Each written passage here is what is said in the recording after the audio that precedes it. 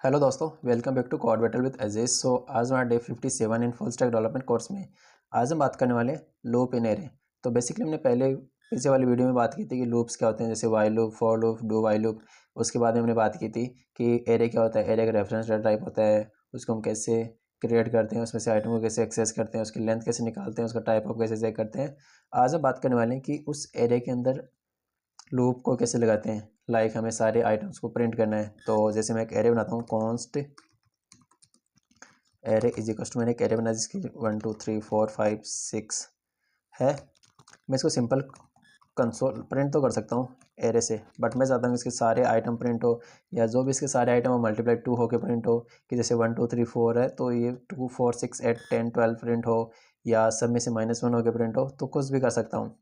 तो हम इसे लूप कैसे लगा सकते हैं, तो हम सिंपल बात करते हैं फॉर लूप की। तो for let I is equal to, कहाँ से स्टार्ट करना है, क्योंकि एरे की इंडेक्स होती है 0, तो मैं आई इज इक्वल टू 0 करूँगा। आई लेस देन, कहाँ तक जाऊँगा मैं, तो array dot length dot length less than, इसलिए क्योंकि जो हमारा लास्ट आइटम होता है वो लेंथ -1 तक जाता है, कि 0 से इंडेक्स स्टार्ट होगी तो उसकी लेंथ है 6, तो मेरा लास्ट आइटम उसकी इंडेक्स होगी 5। तो मैंने less than array dot length किया, देन आई प्लस प्लस। उसके बाद मैं करता हूँ console dot log and array of index आई। तो यहाँ से मुझे सारे आइटम मिल जाएंगे, लाइक 1 2 3 4 5 6। मैं चाहता हूँ वो मल्टीप्लाई 2 होके आए, तो सिंपल यहाँ से 2 4 6 8 10 12 हो जाएगा। मैं चाहता हूँ -1 होके आई, तो यहाँ से 0 1 2 3 4 5 आ जाएगा।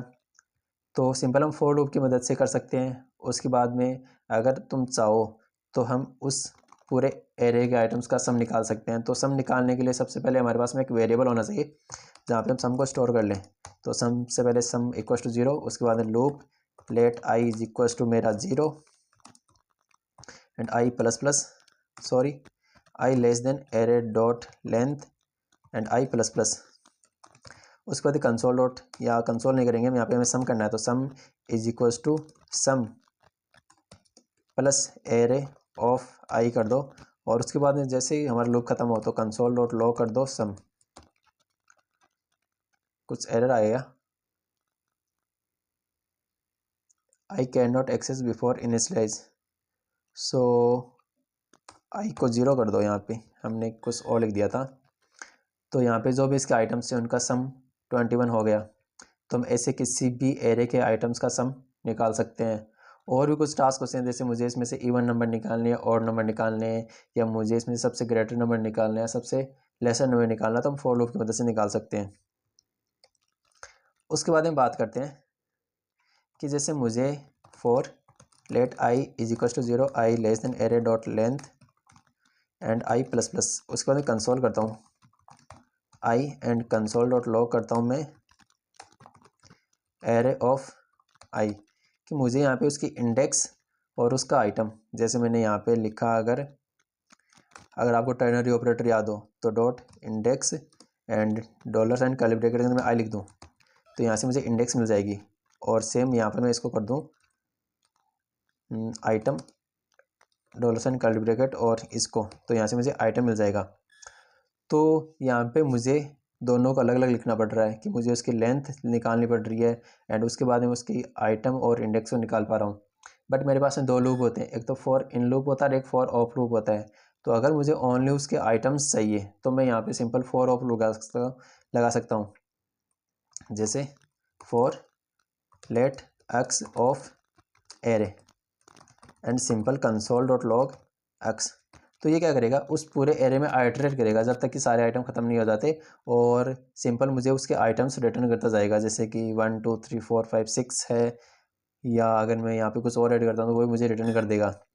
और अगर मुझे उस एरे की इंडेक्स भी चाहिए तो यहाँ पे मेरे पास में एक होता है इन लूप।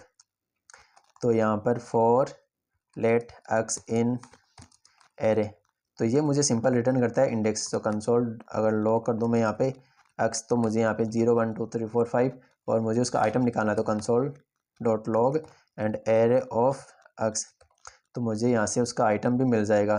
तो कहने का मतलब है कि मुझे ना तो उसकी कंडीशन लगानी पड़ेगी +1 करना है, या मुझे कहाँ तक जाना है less than array dot length करना पड़ेगा, तो वो मुझे कुछ नहीं करना। सिंपल मैंने फॉर ऑफ लूप लगाया अगर मुझे सारे आइटम चाहिए, या फॉर इन लूप लगाया जब मुझे उसकी इंडेक्स चाहिए। जैसे मैंने ये जो सम वाला किया था ना,